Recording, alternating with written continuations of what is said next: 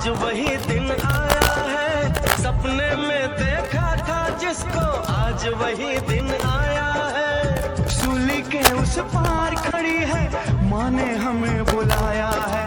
आज मौत के पलड़े में जीवन को हमने तोला।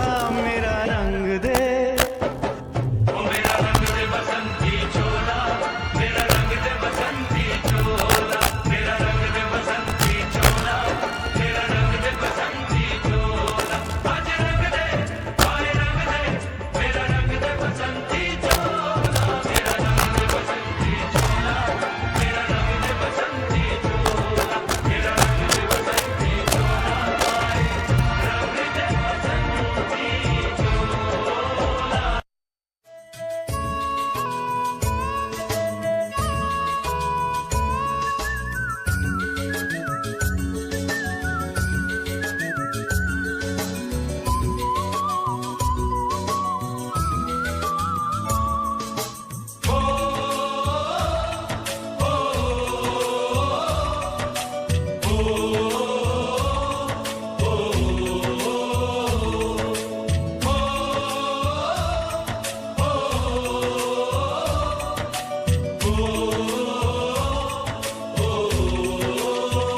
संदेशे आते हैं, हमें तड़पाते हैं, कुछ चिट्ठी आती है, पूछे जाती है कि घर कब आओगे, कि घर कब आओगे, लिखो कब आओगे, कि तुम बिन ये घर सूना सूना है। संदेशे आते हैं, हमें तड़पाते हैं, चिट्ठी आती है, वो पूछे जाती है कि घर कब आओगे, कि घर कब आओगे, लिखो कब आओगे, कि तुम बिन ये घर सूना सूना है।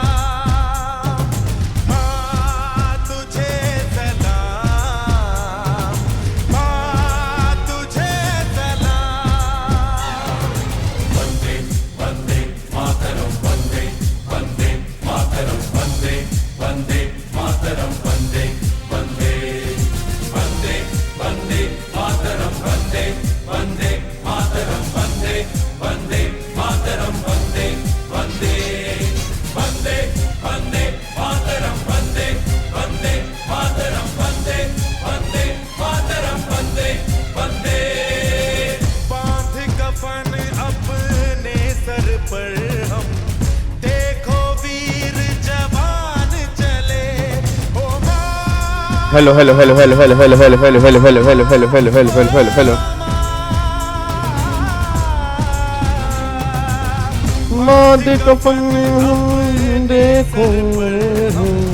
देखो वीर जवानी चले, एक तिरंगे के पीछे सारा हिंदुस्तान चले। सलाम तुझे सलाम। वंदे वंदे वंदे वंदे। हाँ जी, वेरी गुड मॉर्निंग भाई, वेरी गुड मॉर्निंग। की हाल चाल? हैप्पी इंडिपेंडेंस डे आप सभी को। इंडिपेंडेंस डे की बहुत बहुत शुभकामनाएं आप सभी को और आपके परिवार को।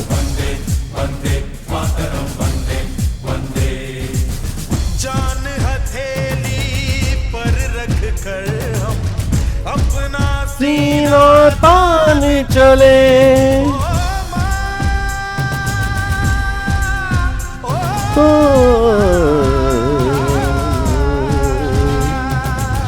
जान हथेली पर रख कम हम अपना सीना तान चले। हैप्पी इंडिपेंडेंस डे जी, आप सभी को इंडिपेंडेंस डे की बहुत बहुत शुभकामनाएं। तुझे सलाम माँ, तुझे सलाम।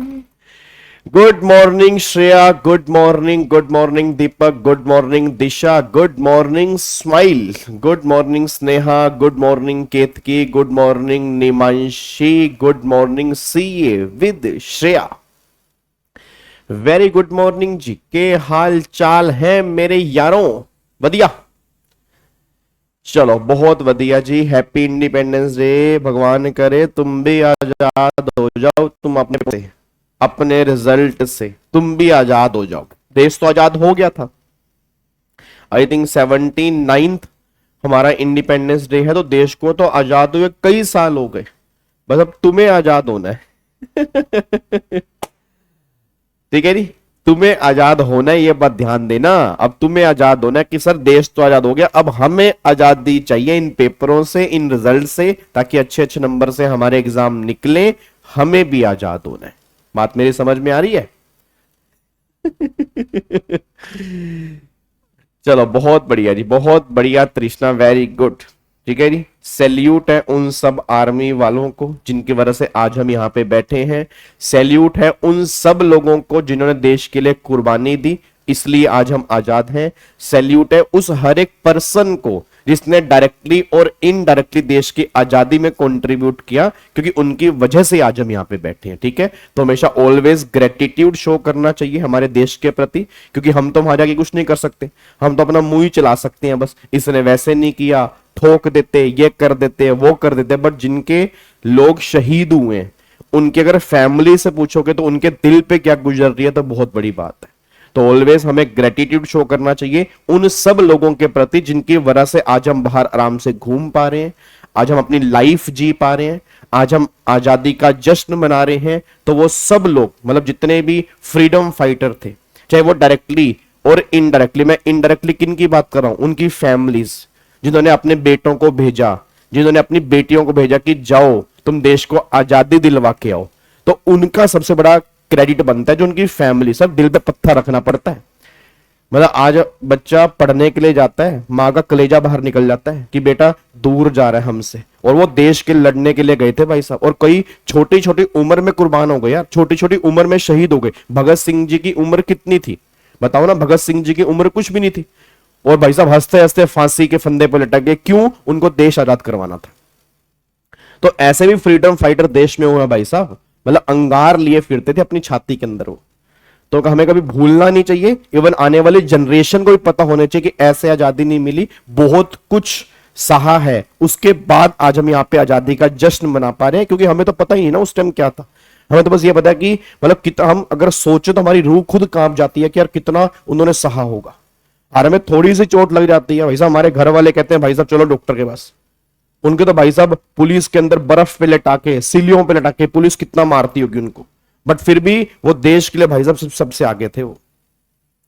तो हर उस पर्सन को, हर उस आर्मी मैन को, हर उस जवान को, हर उस पुलिस वाले को, हर उस फ्रीडम फाइटर को जिसने डायरेक्ट और इनडायरेक्ट वे में मतलब देश को आजाद करवाने में कंट्रीब्यूशन किया, सैल्यूट है उन सबको, और थैंक यू सो मच, और happy independence Day once again आप सभी को। ठीक है, अब तुम्हें चाहिए आजादी। बच्चा कह रहा है हमें चाहिए आजादी, किससे? एग्जाम से। हमें चाहिए आजादी, किससे?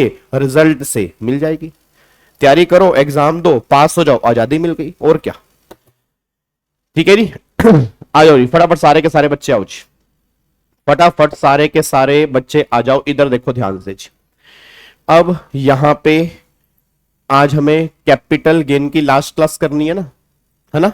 आज हमारी कैपिटल गेन की लास्ट क्लास है, तो कैपिटल गेन आज हम फाइनली पैकअप कर देंगे।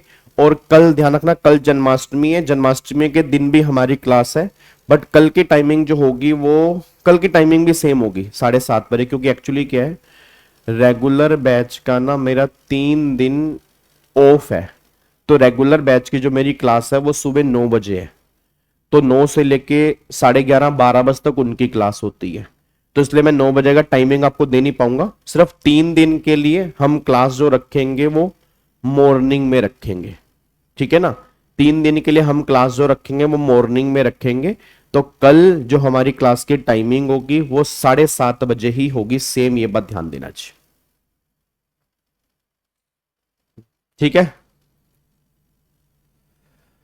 आ जाओ, अब एक बार यहां पे चेक करो फटाफट से जी, इधर देखो ध्यान से। अब एक बार सारे के सारे बच्चे इधर आ जाओ। पहला क्वेश्चन जो हम कैपिटल गेन का कर रहे हैं, ये क्वेश्चन आपकी आरटीपी के अंदर दिया हुआ था जी, ठीक क्वेश्चन। ये क्वेश्चन आपकी आरटीपी के अंदर दिया हुआ था। तो आओ एक बार चेक करते हैं क्वेश्चन है क्या। क्वेश्चन बहुत बढ़िया है, क्वेश्चन को बहुत ध्यान से पढ़ना कि क्वेश्चन क्या कहता है जी। आओ जी, वो कह रहा है मिस प्रिया, कौन है? मिस प्रिया।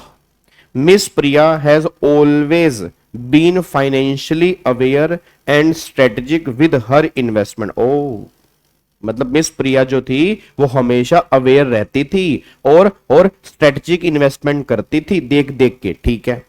इन जनवरी 2022 उसने क्या किया? शी सो, उसने देखा, एन अपॉर्चुनिटी इन गोल्ड, उसको गोल्ड में अपॉर्चुनिटी दिखी, and purchase gold jewellery worth ₹3,25,000, उसने 3,25,000 रुपए का गोल्ड खरीद लिया, ठीक है। Believing it would be safe investment for future in October 2024। October 2024 का मतलब क्या है? 23 जुलाई 2024 के बाद। पहली बात तो समझ लो, 23 जुलाई 2024 के बाद की बात हो रही है। Gold price increase and she decided to sell her jewellery on 31 October 2024 for 4,75,000। मेरा पूरी क्लास से क्वेश्चन है, 23 जुलाई 24 के बाद बेचा है। अगर 23 जुलाई 24 के बाद बेचा है, पहली बात गोल्ड वाले केस में 36 महीने की लिमिट होती थी, अब वो 24 महीने की लिमिट है। तो अगर वो 24 महीने की लिमिट है तो जनवरी 2022 है, अक्टूबर 2024 है, तो भैया लॉन्ग टर्म कैपिटल एसेट है। मैं अगर पहले की बात करता हूं, पहले 36 मंथ था, पहले 36 मंथ था, उसके according short term capital asset बन जाता। बट 23 जुलाई 24 के बाद तो लिमिट 36 महीने की खत्म हो चुकी है, 24 महीने की लिमिट है, तो 24 महीने से ज्यादा है। तो अगर 24 महीने से ज्यादा है that is long term capital asset. और अगर लॉन्ग टर्म कैपिटल एसेट है तो उसकी ट्रांसफर पर जो गेन बनेंगे वो लॉन्ग टर्म कैपिटल गेन बनेंगे। बस ये पर ध्यान दो। क्या बात मेरी समझ में आ रही है? तो क्या बनेंगे? लॉन्ग टर्म कैपिटल गेन यहां पर बनेंगे, बस ये पर ध्यान देना। अच्छा, अब लॉन्ग टर्म कैपिटल गेन बनेंगे तो लॉन्ग टर्म कैपिटल गेन पे वैसे तो इंडेक्सेशन होता है, लॉन्ग टर्म कैपिटल गेन पे वैसे तो इंडेक्सेशन होता है, बट गवर्नमेंट करी इस केस में हम कोई भी इंडेक्सेशन यहां पे नहीं करेंगे। रीजन, क्योंकि 23 जुलाई 24 के बाद ट्रांसफर है और 23 जुलाई 24 के बाद के ट्रांसफर पे इंडेक्सेशन वैसे भी खत्म हो चुका है, तो इंडेक्सेशन तो हमें यहां पे करना नहीं पड़ेगा। तो जो भी हमें गेन निकालने पड़ेंगे वो विदाउट इंडेक्सेशन ही निकालने पड़ेंगे। तो अगर मैं यहां पे गेन निकालता हूं तो 4,75,000 में से अगर मैं 3,25,000 रुपए यहां से माइनस कर दूं तो मेरे ख्याल से 1.5 लाख रुपए मेरे यहां पे लॉन्ग टर्म कैपिटल गेन निकल के आएंगे गोल्ड के ऊपर। क्या बात मेरी समझ में आ रही है? तो 1.5 लाख रुपए लॉन्ग टर्म कैपिटल गेन निकल के आ रहे हैं गोल्ड के ऊपर। तो पहला केस तो ये हो गया। फिर अगला पॉइंट देखो, उसने बोला she also sold her house property in Delhi 1 दिसंबर 2024। लो जी, अगला पॉइंट वो कह रहा है 1 दिसंबर 2024 को उसकी एक प्रॉपर्टी दिल्ली में थी, वो भी उसने बेच दी, 80 लाख रुपए की बेच दी। और जब बेची उस टाइम उसकी स्टैंप ड्यूटी वैल्यू जो थी वो कितनी थी जी? 90 लाख रुपए थी जी। अब मेरा पूरी क्लास का क्वेश्चन है, क्या 80 लाख का 110% कितना बनेगा? 88 लाख बनेगा। क्या ये एसडीवी 110 से ज्यादा है? बिल्कुल ज्यादा है। अगर एसडीवी 110 से ज्यादा है तो एसडीवी ही तुम्हारा सेल प्राइस बन जाएगा, एसडीवी ही तुम्हारा सेल प्राइस बन जाएगा। तो सेल प्राइस कितना बनेगा? 90 लाख बनेगा। कितना बनेगा? 90 लाख बनेगा। अब मेरा पूरी क्लास से क्वेश्चन है, सारे के सारे बच्चे आंसर देना। 1 दिसंबर 24 को उसने हाउस प्रॉपर्टी बेची, अगेन 23 जुलाई 24 के बाद बेची, तो 23 जुलाई 24 के बाद बेची, अगेन इस पे कोई भी इंडेक्सेशन नहीं होगा। बट इंडेक्सेशन तो नहीं होगा, बट जब इसका टैक्स निकालेंगे उस टाइम ऑप्शन मिलेगा विदाउट इंडेक्सेशन 12.5%, आफ्टर इंडेक्सेशन 20%। जो भी कम आएगा वो कम वाला टैक्स हमें यहां पे देना पड़ेगा, तो उस टाइम ऑप्शन हमें देखना पड़ेगा। बट अभी कंप्यूटेशन के टाइम पर इंडेक्सेशन का बेनिफिट नहीं मिलेगा, यह बात तो कंफर्म है। ठीक है, अगले पॉइंट पे आते हैं हम। फिर वो कह रहा है शी परचेज दिस प्रॉपर्टी बस 15 जुलाई 1998। भाई साहब ये प्रॉपर्टी परचेज कब की थी? 15 जुलाई 1998 को परचेज की थी 8,80,000 रुपए की। एफएमवी प्रॉपर्टी की 141 को 1080 की है। एसडीवी जो है वो 10 लाख की है। अब मेरा पूरी क्लास से क्वेश्चन है सारे के सारे। अच्छा, she incurred brokerage and other expenditure 1% on purchase price at that time. अब परचेज प्राइस कितना है? 8,80,000। तो 8,80,000 रुपए का अगर वो 1% भी देखते हैं, 8,80,000 रुपए का अगर वो 1% भी यहां पे देखें तो कितना आ गया जी? 8,80,000 का 1% तो 8,800 रुपये आ गया। तो 8,80,000 रुपये तो ये हमारा हो गया 8,88,800 रुपये आ गया। तो ये तो कॉस्ट आ गई 8,88,800। अब याद करो कॉस्ट हम क्या लेते हैं जी? कॉस्ट हम क्या लेंगे? परचेज प्राइस, एफएमवी और एसडीवी, इनमें से लेस 10 लाख। फिर 10 लाख और 8,88,800 इनमें से हायर क्या बनेगा? 10 लाख। तो कॉस्ट जो मेरी बनेगी वो 10 लाख बनेगी जी। कॉस्ट जो मेरी बनेगी वो कितनी बनेगी? 10 लाख रुपए की मेरी कॉस्ट यहां पर बनेगी हाउस प्रॉपर्टी वाले केस में। अब वो पूछ क्या रहा है? कह रहा है एक तो कंप्यूट करो कैपिटल गेन टैक्स। भाई साहब वो कैपिटल गेन टैक्स निकालने की बात कर रहा है असेसमेंट ईयर 25-26 के लिए। और वो कह रहा है एज्यूम करो कोई भी अदर इनकम जो है वो बेसिक एग्जम्पशन लिमिट से ज्यादा है। मतलब हमें बची हुई एग्जम्पशन लिमिट यूज नहीं करनी, हमें बची हुई एग्जम्पशन लिमिट यूज नहीं करनी। याद है वो 2.5 लाख रुपए की लिमिट होती है नॉर्मल स्कीम में, 3 लाख रुपए की डिफॉल्ट स्कीम में होती है। अगर वो लिमिट बच जाती है उसको लॉन्ग टर्म कैपिटल गेन में यूज कर सकते हैं और short term capital gain 111A में भी यूज कर सकते हैं। बट उसने क्लियर कर दिया कि वो लिमिट तुम्हें यूज नहीं करनी। आप ये मान के चलो कि बाकी जो इनकम है वो एग्जम्पशन लिमिट से ज्यादा है, तो सिर्फ तुम्हें कैपिटल गेन पे टैक्स निकालना है और कुछ नहीं करना चाहिए। अब मेरे को सारे बच्चे बोल दो इसमें करना क्या है? तो अगर मैं इसमें बात करता हूं, इसमें 2 कैपिटल गेन आएंगे। एक तो पहले तो गोल्ड वाले केस में आएगा जी, ठीक है ना। पहला कैपिटल गेन जो है वो गोल्ड वाले केस में आएगा। गोल्ड वाले केस में कितना आएगा? 1.5 लाख रुपए आएगा। प्लॉट वाले केस में कितना आएगा जी? तो प्लॉट वाले केस में आपने बेचा यहां पे 90 लाख, तो 90 लाख में से 10 लाख रुपए की आपकी कोवा निकल के आ रही है, इंडेक्सेशन करना नहीं है। तो 80 लाख रुपए का यहां पर लॉन्ग टर्म कैपिटल गेन आ गया प्लॉट वाले केस में। सिंपल सी बात है, 80 लाख रुपए का प्लॉट वाले केस में आ गया और 1.5 लाख रुपए का लॉन्ग टर्म कैपिटल गेन जो आ गया वो गोल्ड वाले केस में आ गया जी। बताओ इसमें कोई दिक्कत तो नहीं है? सारे बच्चे फटाफट से बोल दो यहां तक कोई प्रॉब्लम तो नहीं है। डन। तो टोटल जो गेन निकल के आ गया, टोटल गेन आ गया 81,50,000 के मेरे टोटल प्रॉफिट आ रहे हैं जी। ठीक है जी, 81,50,000 के मेरे यहां पे टोटल प्रॉफिट यहां पे निकल के आ रहे हैं। अब मेरे को सारे बच्चे बोल देना अब इस पे मेरे को टैक्स निकालना है, इस पे टैक्स निकालना है। अब याद करो गोल्ड वाले केस में क्या मुझे कोई ऑप्शन मिलता है ना? गोल्ड वाले केस में कोई ऑप्शन नहीं है। गोल्ड वाले केस में तो इंडेक्सेशन खत्म हो चुका है। जो भी तुम्हारे लॉन्ग टर्म कैपिटल गेन आएंगे उसी का 12.5% निकालेंगे। कोई ऑप्शन मुझे वहां पर मिलेगा ही नहीं। कोई ऐसा नहीं है कि 20% और 12.5% विच एवर इज लेस। वो इमूवेबल प्रॉपर्टी वाले केस में, गोल्ड वाले केस में नहीं है। तो गोल्ड वाले केस में क्या है? 1.5 लाख रुपए का जो तुम्हारा गेन आया, 1.5 लाख रुपए का जो गेन आया उसका 12.5% अगर मैं यहां पे टैक्स निकालता हूं तो 1.5 लाख रुपए का 12.5% अगर मैं निकालता हूं तो 18,750 रुपए आ रहा है। ठीक है जी, 18,750 रुपए का यहां पे टैक्स निकल के आ रहा है गोल्ड वाले केस में, गोल्ड वाले केस में। फिर दूसरे केस में क्या हो गया जी?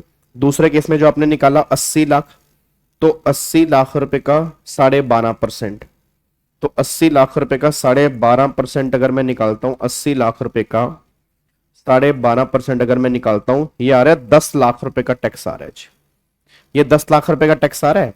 ठीक है, अच्छा अब अगर मान लो ये तो हो गया विदाउट इंडेक्सेशन, अगर मैं इसमें इंडेक्सेशन करूं तो 90 लाख रुपए का मेरा सेल प्राइस था, 10 लाख रुपए की मेरी कॉस्ट थी, डिवाइड बाय 100, मल्टीप्लाई अपने ट्रांसफर कब की है? ट्रांसफर जो आपने किया है वो 24-25 में किया है मेरे ख्याल से, हाँ 24-25 में किया है, तो 363, तो ये बना 36,30,000 मेरे ख्याल से। तो 90 लाख में से, ठीक है जी, हम माइनस कर देंगे 36,30,000, तो कितना आ गया? ये आ गया 53,70,000 रुपए आ रहा है जी।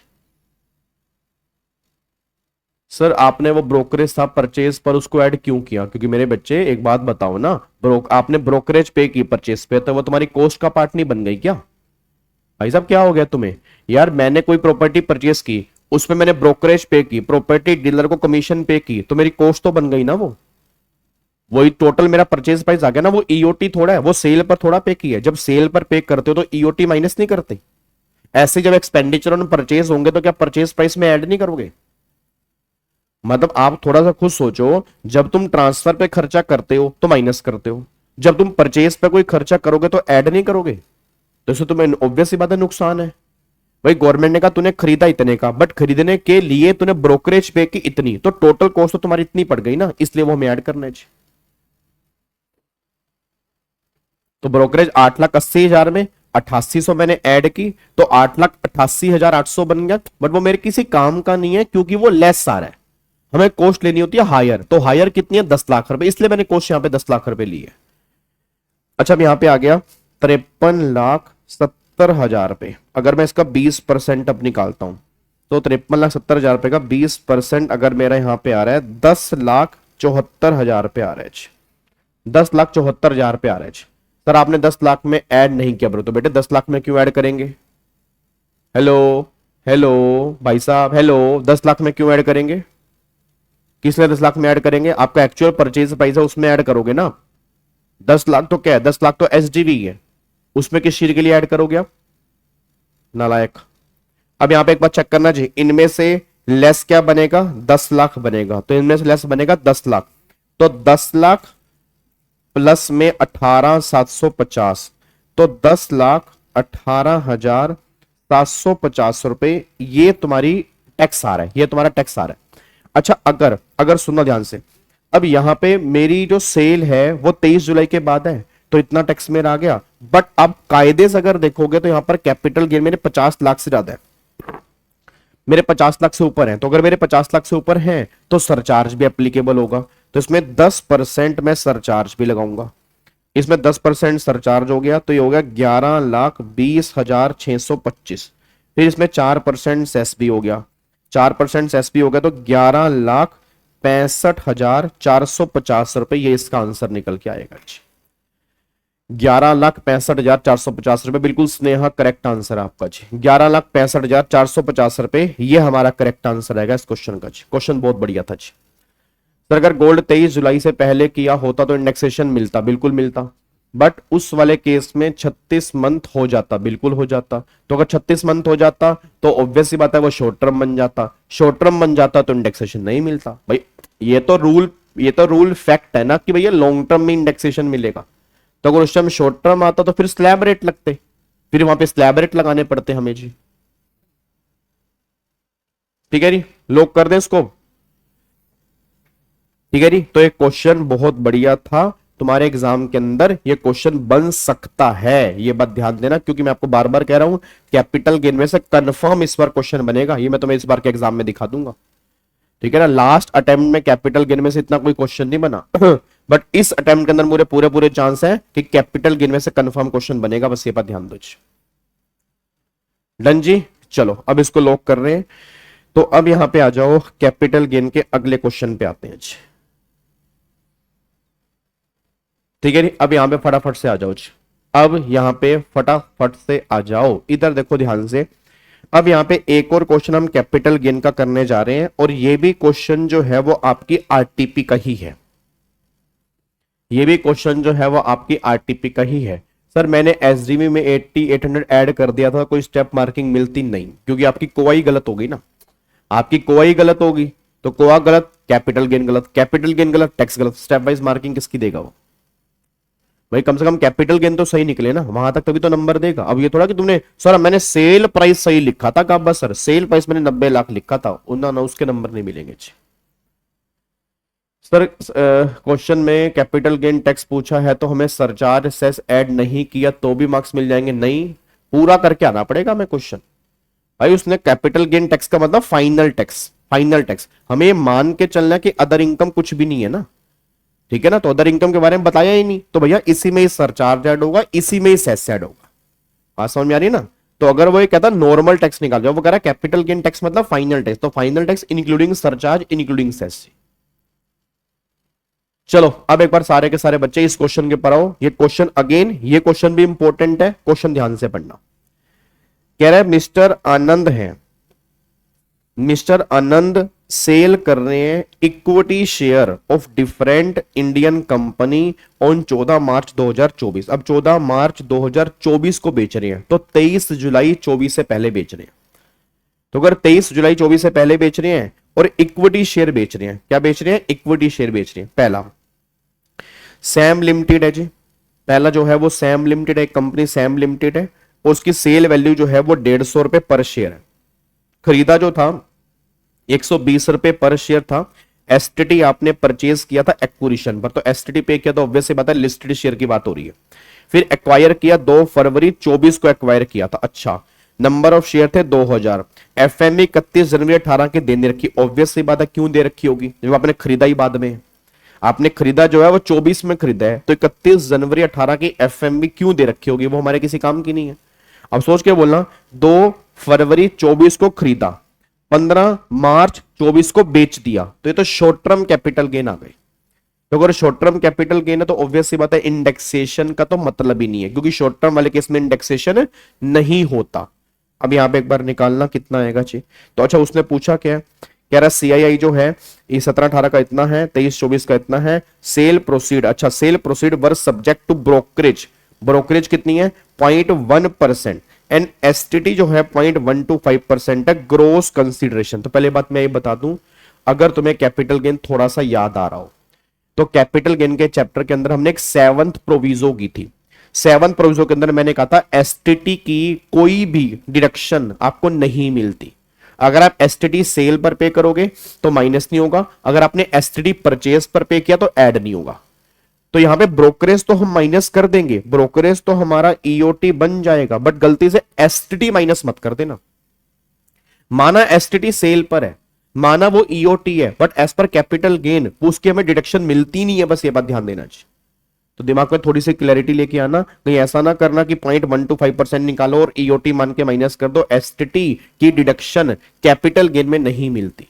परचेज प्राइस पर पे करोगे ऐड नहीं होगा, सेल प्राइस पर पे करोगे माइनस नहीं होगा, बस ये बात ध्यान दो। हाँ, ब्रोकरेज माइनस कर देंगे जी। अब एक बार सारे बच्चे आना, 2000 शेयर्स हैं। अब अगर यहाँ पे 2000 शेयर्स हैं, सेल प्राइस कितने हैं? 150 रुपए। तो अगर 150 रुपए सेल प्राइस है तो सेल प्राइस जो मेरा आ गया 3 लाख रुपए का सेल प्राइस आ गया जी मेरा। 3 लाख रुपए का सेल प्राइस आ गया। अब इसमें से माइनस कर दोगे ईओटी, तो 3 लाख रुपए का अगर मैं यहाँ पे 0.1% है ना, 0.1% निकालूं तो 300 रुपए का ईओटी मैंने माइनस कर दिया। तो 300 रुपए का ईओटी माइनस कर दिया, 3 लाख माइनस 300, ये हो गया 2,99,700, ये हो गया जी। अब इसमें से माइनस कर दोगे कोवा, इसमें से माइनस कर दोगे कोवा, गलती से आई कोवा मत कर देना चाहिए, यहां पे माइनस करेंगे कोवा। अब कोवा कितने माइनस करेंगे? 120 रुपए का आपने खरीदा था, 2000 शेयर है, 2000 मल्टीप्लाई 120, तो ये हो गया 2,40,000 रुपए। तो शॉर्ट टर्म कैपिटल गेन जो मेरा आ गया वो यहां पे आ गया 299,700 माइनस में 240, तो 59,700, ये मेरा शॉर्ट टर्म कैपिटल गेन निकल के आ रहा है, बस ये पर ध्यान दो। बताओ जी, कोई दिक्कत तो नहीं है? तो शॉर्ट टर्म कैपिटल गेन जो है वो मेरा यहां पे निकल के आ रहा है 59,700 जो है वो मेरा यहां पे शॉर्ट टर्म कैपिटल गेन निकल के आ रहा है। डन, कोई दिक्कत तो नहीं है? पक्का पक्का जी, क्या इसको लॉक कर सकते हैं? जल्दी बोलो फटाफट से जी। डन। अब अगले पॉइंट पर आओ जी, अब अगले पॉइंट पर आओ। अब यहां पे वो अगला कह रहा है कि आपने सैम के बाद जैम लिमिटेड या जाम लिमिटेड के आपने शेयर खरीदे थे। अब वो खरीदे थे, पहले बात तो बेचा कितने का है? 100 रुपए का बेचा आपने, कितने का? 100 रुपए का। और परचेज प्राइस जो है वो 72 का है। अगेन एसटीटी आपने यहां पर पे की है। 16 अप्रैल 17 को आपने खरीदा, मतलब आपने 1/4/18 से पहले खरीदा। अब अगर 1/4/18 से पहले खरीदा, अब यहां पर हमें कॉस्ट निकालनी पड़ेगी। याद करो long term capital gain 112A, अगर तुम्हें याद आ रहा हो जी, याद है long term capital gain 112A में कॉस्ट कैसे निकालते थे? याद करो 112A में कॉस्ट कैसे निकालते थे? 112A में कॉस्ट निकालने का तरीका होता था हायर ऑफ ए और बी, हायर ऑफ ए और बी। तो ए का मतलब तो परचेज प्राइस होता था, फिर बी का मतलब होता था लोअर ऑफ 1 and 2। तो लोअर किस में से होता था? जितने का आपने बेचा है। और जो 31 जनवरी 18 की एफएमबी होगी, इनमें से लेस जो लेस आया परचेज प्राइस, इनमें से हायर वो तुम्हारी कॉस्ट बनती थी। और यहां पे इंडेक्सेशन नहीं होता था। अगर आपको याद आ रहा है, यहां पे इंडेक्सेशन नहीं होता था, बस ये बात ध्यान देना, इंडेक्सेशन का बेनिफिट यहां पे नहीं मिलता था। तो अब मेरे को सारे बच्चे बोल दो, 31 जनवरी 18 की हमें एफएमए 50 रुपए दे रखी है, 1250 शेयर है। तो पहले ऐसा करते हैं, सेल प्राइस देखते हैं। सेल प्राइस तो भाई साहब यहां पे है 1250 शेयर है, बेचा अपने 100 रुपए का है, तो मेरे ख्याल से 1,25,000 रुपए का सेल प्राइस आ गया। 1,25,000 रुपए का सेल प्राइस आ गया। इसमें से ईओटी माइनस कर देंगे 0.1%, 125 रुपए। तो 1,25,000 रुपए का अगर सेल प्राइस आ गया, माइनस में 125 रुपए करेंगे तो 1,24,875 यहां पे निकल के आ गया। 1,24,875 यहां पे निकल के आ गया। अब मेरा पूरी क्लास से क्वेश्चन है, इसमें से अब यहां पे माइनस कर देंगे कोआ। गलती से भी आई कोआ मत कर देना, आई को यहां पे नहीं आती। Long term capital gain 112A में कोस्ट निकालने का तरीका अलग से दिया हुआ है, तो वही कोस्ट हम यहां पे माइनस करेंगे। अब यहां पे चेक करना, तो परचेज प्राइस जो है वो है 72 पे, तो पहला तो हो गया 72। फिर दूसरा सेल प्राइस 100 और 31 जनवरी की एफएमबी 50, इनमें से लेस क्या बन गया 50। फिर 50 और 72, इनमें से हायर क्या बन गया 72, 72। तो 72 मेरी कॉस्ट बनेगी। तो यहां पे 72 ही मेरी कॉस्ट मानी जाएगी। तो 1250 माइनस में 70, सॉरी मल्टीप्लाई 72, तो 90,000 रुपए यहां पर मेरी कॉस्ट निकल के आ रही है। तो इसमें से 124,875 माइनस करोगे तो 34,875 का लॉन्ग टर्म कैपिटल गेन यहां पे निकल के आ रहा है। बस ये पर ध्यान दो। तो ये मेरा लॉन्ग टर्म कैपिटल गेन आ रहा है 34,875, ये मेरा लॉन्ग टर्म कैपिटल गेन है। आई होप आपको समझ में आ गया। आज क्या बात मेरी समझ में आ रही है? पक्का पक्का जी, कोई दिक्कत वाली बात तो नहीं है। तो 34,875 is my long term capital gain, यहां पर ये निकल के आ रहा है। और अच्छा, वैसे ये बहुत बड़ा क्वेश्चन था, मतलब वैसे ये पूरा फुल फ्लेज क्वेश्चन है। इसमें हाउस प्रॉपर्टी की भी इनकम है, पीजीपी की भी इनकम है, कैपिटल गेन की भी इनकम है, अदर सोर्स की भी इनकम है, डिडक्शंस भी हैं, जो टोटल इनकम वाला क्वेश्चन होता है। तो उसमें जो कैपिटल गेन वाला पोर्शन था वो मैंने तुम्हें करा दिया भाई। कैपिटल गेन में इस तरह से आंसर आएगा, बस ये पर ध्यान दो जी। Yes cricket memes, yes syllabus दोनों का सेम है जी, बिल्कुल। इवन पैटर्न भी दोनों का सेम है, दोनों में डिस्क्रिप्टिव क्वेश्चन ही बनते हैं। डन जी, इसको लॉक कर सकते हैं। पक्का पक्का ये पॉइंट समझ में आ गया। तो अगर मान लो ये 2 से 3 नंबर में अगर तुम्हारे एग्जाम में क्वेश्चन पूछ लें कैपिटल गेन का, तो मेरे ख्याल से अब कोई गलती आपसे होनी नहीं चाहिए। बस ये पर ध्यान दो। ठीक है, क्या इसको लॉक कर सकते हैं? क्या इसको हम लॉक कर सकते हैं? पक्का पक्का, कोई दिक्कत वाली बात तो नहीं है। चलो अब यहां पे आ जाओ जी। अब यहां पे आओ अगले पॉइंट के ऊपर जी। अब यहां पे अगले पॉइंट के ऊपर आओ जी। क्या हो गया? वो कहां गई स्क्रीन?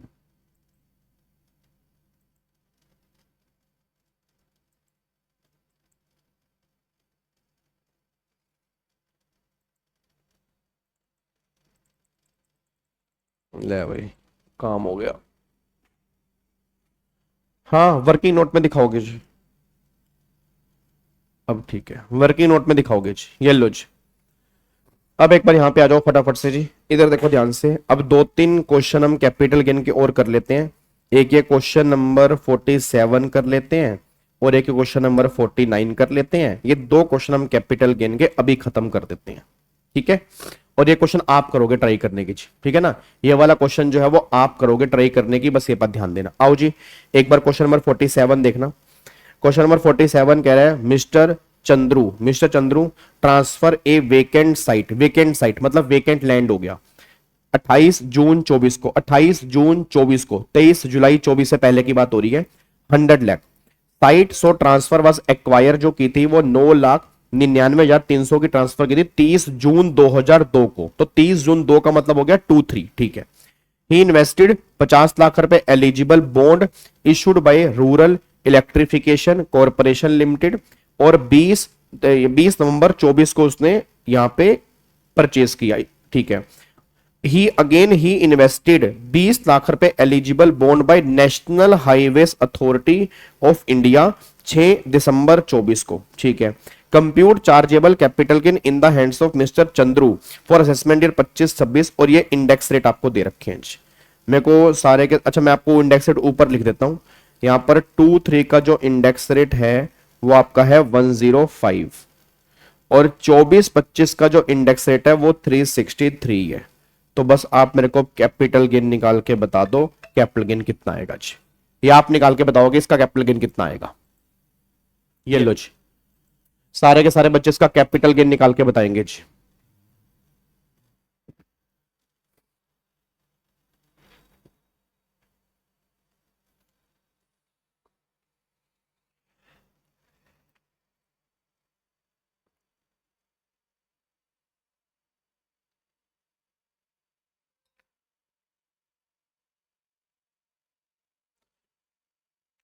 सर मेरी एक रिक्वेस्ट है, रिक्वेस्ट तो बहुत सारी हैं तुम्हारी, एक थोड़ा है। तुम्हारा बस चले तुम तो मेरे को एग्जाम में खींच के ले जाओ कि सर आप चलो ना यार, एग्जाम में चलो यार, एग्जाम तक पढ़ाते रहो सर। एक जैसे हम अंदर जाए ना उससे पहले आप सेशन ले रहे हो बस, और क्या। क्लबिंग ऑफ इनकम और सेट ऑफ में अलग से मेरे बच्चे, जब वो टोटल इनकम वाले क्वेश्चन करेंगे ना तो क्लबिंग और सेट ऑफ बीच में ही हो जाएगा, उसके पॉइंट्स बीच में आते हैं, तो ऑलरेडी सारे पॉइंट्स बीच में ही खत्म हो जाएंगे उसके।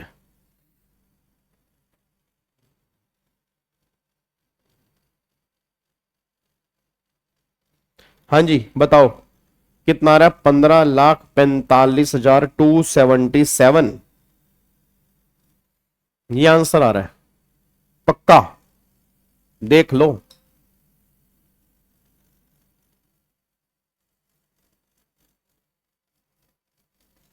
देख लो, गलत ना बता रहे हो आप।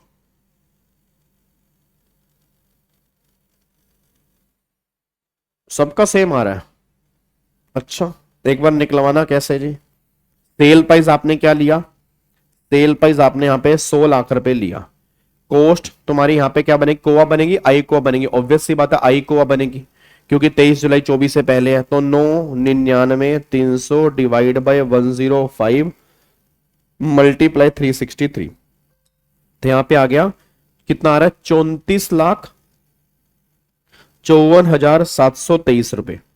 ठीक है, अब उसके बाद 65,45,277। अच्छा इसमें से फिर एग्जामिनेशन माइनस करेंगे। अब 54 ईसी में तो ये 20 लाख तो ये है और 50 लाख ये है, तो 70 लाख माइनस करेंगे ना, लॉस आएगा ना मेरे बच्चे यहाँ तो। हेलो भाई साहब, लॉस नहीं आएगा? मुझे लग रहा है लॉस आएगा यार, मेरे को लग रहा है लॉस आएगा। है क्या कहते हो, क्या बोलते हो? नहीं, सिर्फ 50 लाख माइनस करेंगे क्योंकि 54 ईसी की लिमिट ही 50 लाख है ना। अब 54 ईसी की लिमिट ही 50 लाख है, 50 लाख से ऊपर माइनस हो ही नहीं सकता। मतलब मैक्सिमम लिमिट ही 50 लाख है, तो 50 लाख से ऊपर माइनस होगा ही नहीं। तो आंसर जो बनेगा वो बनेगा 15,45,277। ये मेरा आंसर बनेगा, ये बात ध्यान दो। क्या बात मेरी समझ में आ रही है? पक्का पक्का, कोई दिक्कत तो नहीं है? चलो जी, अब एक बार यहां पे आ जाओ, इधर देखो ध्यान से। अब एक क्वेश्चन ये भी आप ही करोगे जी। एक बार पहले क्वेश्चन पढ़ते हैं, क्वेश्चन क्या है, आ जाओ। ठीक है जी, एक बार सारे के सारे बच्चे फटाफट से आओ, यहां पे क्वेश्चन पढ़ते हैं। क्वेश्चन क्या है जी, इधर देखो ध्यान से। Mister Selvan acquire a residential house. Acquire क्या किया? रेजिडेंशियल हाउस इन जनवरी 2003 में 10 लाख रुपए का, and made some improvement by way of additional construction to the house incurring expenditure 2 lakh रुपए in October 2005। He sold the house property April 2024। तो अप्रैल 24 का मतलब 23 जुलाई 24 से पहले 72 लाख।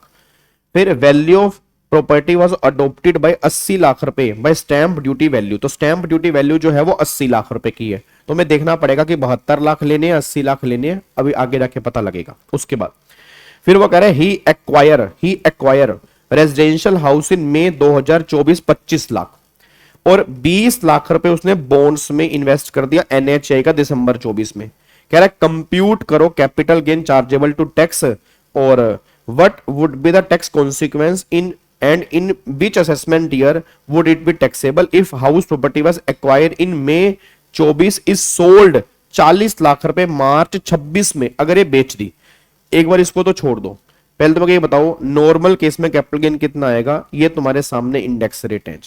तो ऐसा करता हूं मैं इंडेक्स रेट ऊपर लिख देता हूं ताकि तुम्हें क्वेश्चन यहां तक दिख जाए, ठीक है ना, क्वेश्चन यहां तक दिख जाए।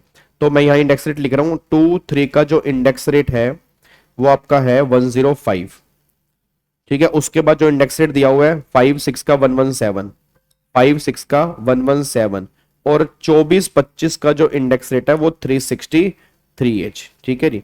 तो यहां तक मैं तुम्हें क्वेश्चन दिखा रहा हूं, पहले यहां तक क्वेश्चन का मुझे आंसर दो जी। इसका मुझे बताओ इसका कैपिटल गेन कितना आएगा, सारे के सारे बच्चे फटाफट से बता दो जी। Question number 49, question number 49।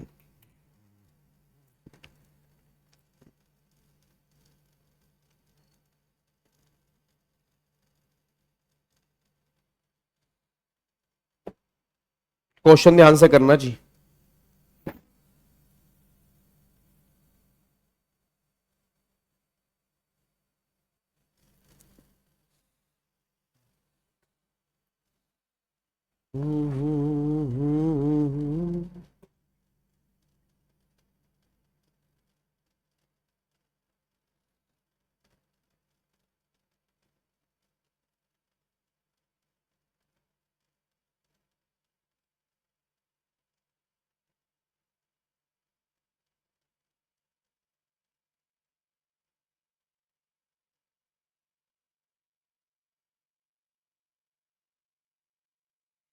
हाँ जी,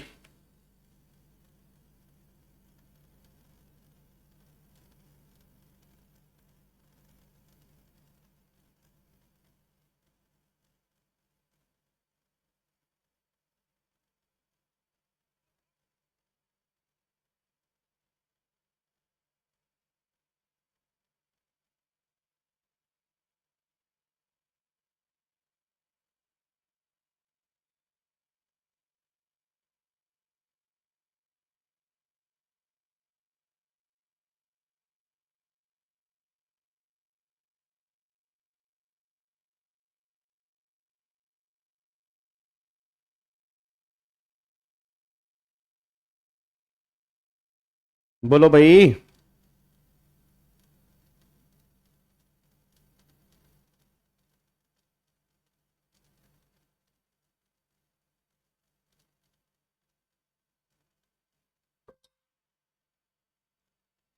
लॉस आएगा,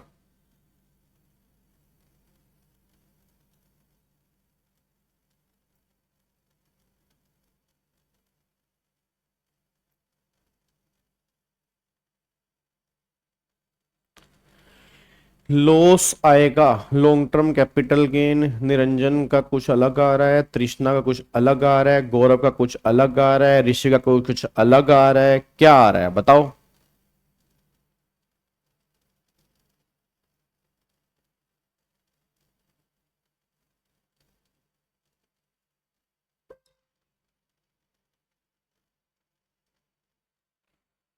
चलो इधर देखो ध्यान से, अब एक बार पहले मेरे को फटाफट से यहाँ पे एक बात बताओ। हेलो भाई साहब, ओए सुनो एक बात, ओए हेलो चिंटू सुन मेरी बात सुन।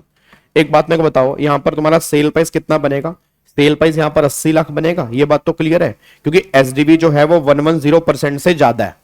सुनना ध्यान से, एसडीबी जो है वो मेरी 110% से ज्यादा है। तो अगर मैं 72 लाख रुपए का, एक मिनट रुको मैं अपनी शक्ल दिखाऊं पहले तो आपको। अब यहां पर जो आपकी 72 लाख रुपए का 110 है, ठीक है, तो 72 लाख रुपए का 110 जो बनता है वो बनता है 72 लाख रुपए का 110% बनता है 79,20,000। ये 80 लाख है तो 110 से ज्यादा है तो सेल प्राइस बनेगा 80 लाख। कॉस्ट यहां पर 10 लाख रुपए है, तो 10 लाख रुपए डिवाइड बाय 105 मल्टीप्लाई 363, तो यार है 34,57,143 रुपए की आई को आ रही है। क्लियर है?